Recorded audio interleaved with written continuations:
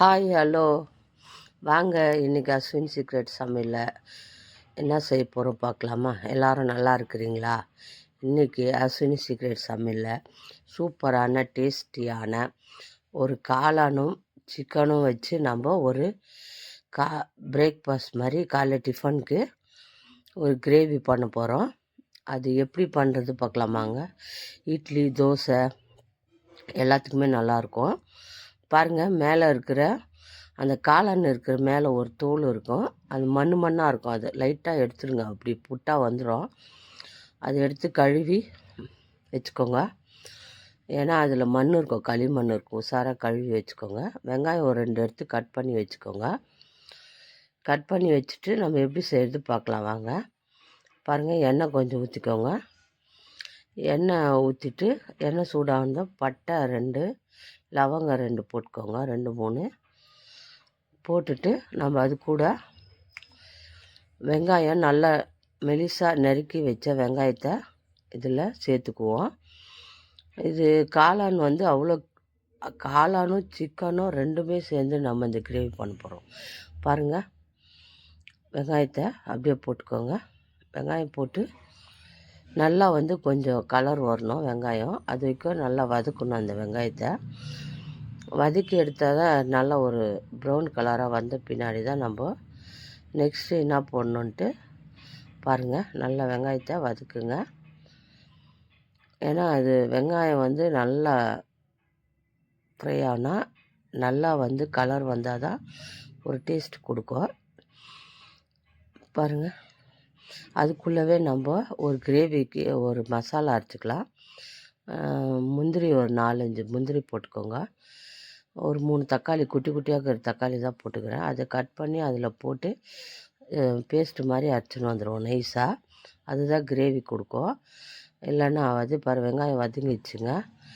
இப்போ வெங்காயம் வதங்கிருந்த நம்ம இஞ்சி பூண்டு பேஸ்ட் போட்டுக்கலாம். நல்லா பொன்னிறமாக ஆயிடுச்சு பாருங்கள். வெங்காயம் அந்த அளவுக்கு வறுக்கணும்.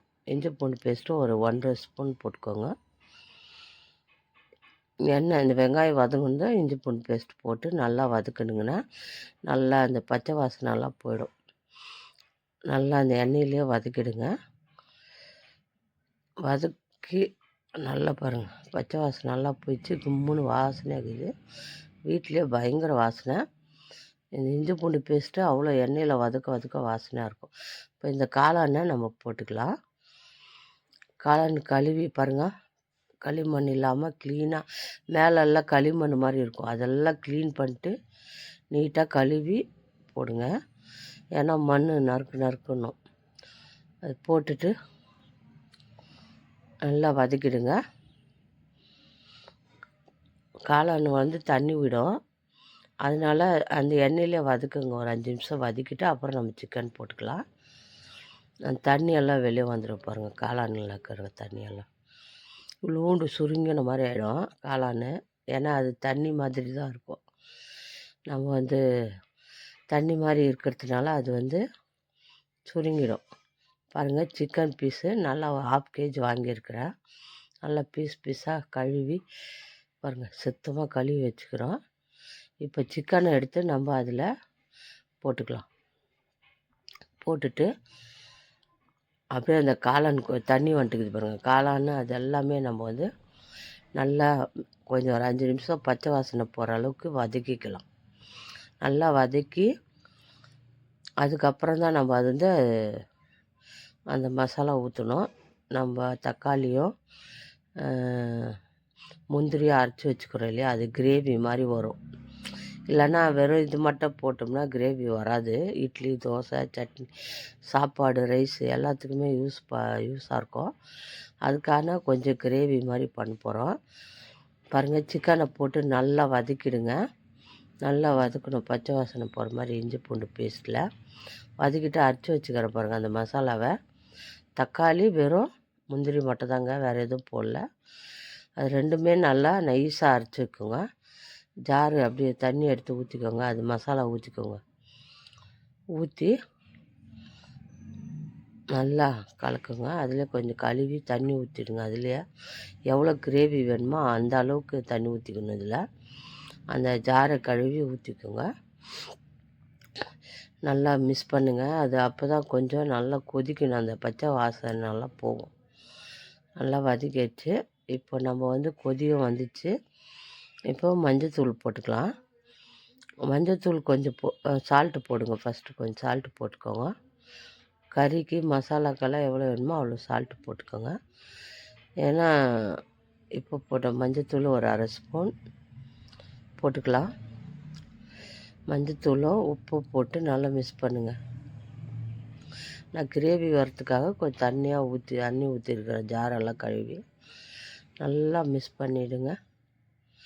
அந்த பச்சை வாசனை, அந்த மஞ்சத்தூள் எல்லாமே, அந்த மசாலா எல்லா வாசனையுமே போகணும். அப்போ தான் நல்லாயிருக்கும் குழம்பு. நல்லா கொதிச்சா வெந்துடும் நல்லா சாப்பிட்டா சிக்கன். பாருங்கள் கொதிச்சிடுச்சு. இப்போ நம்ம மிளகாத்தூள் போட்டுக்கலாம். எவ்வளோ தேவையோ காரம் அவ்வளோ மிளகாத்தூள் போட்டுக்கோங்க. எங்களுக்கு இவ்வளோ போதும் காரம், 1 ஸ்பூன் போட்டுருக்குறோம்.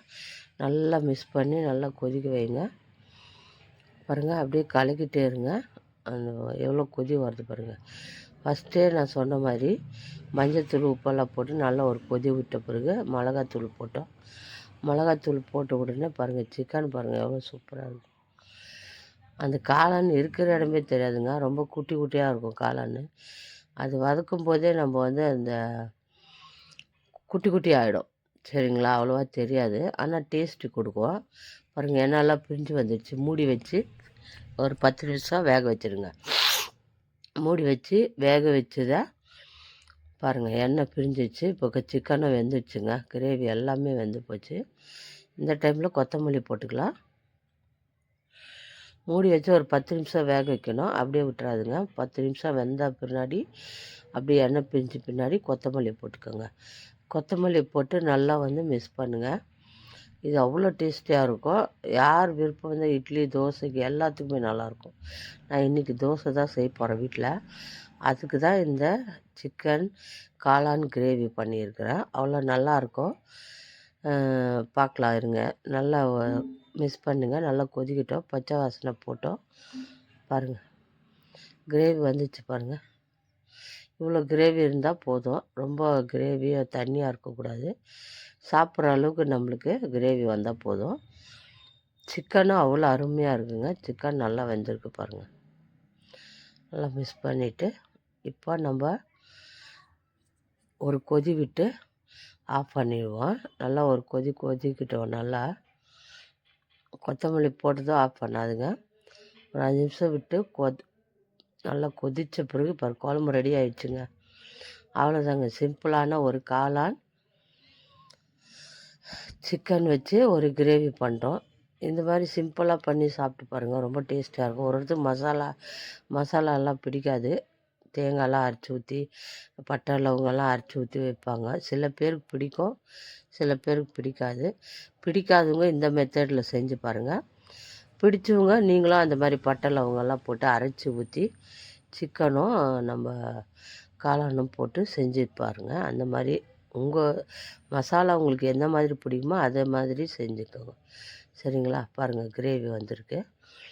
போதும், ஆஃப் பண்ணிக்கலாம் ஸ்டவ்வை. சிக்கன் நல்லா வெந்து போச்சு. நான் அவ்வளோ சூப்பராக வெந்திருக்கு பாருங்கள்.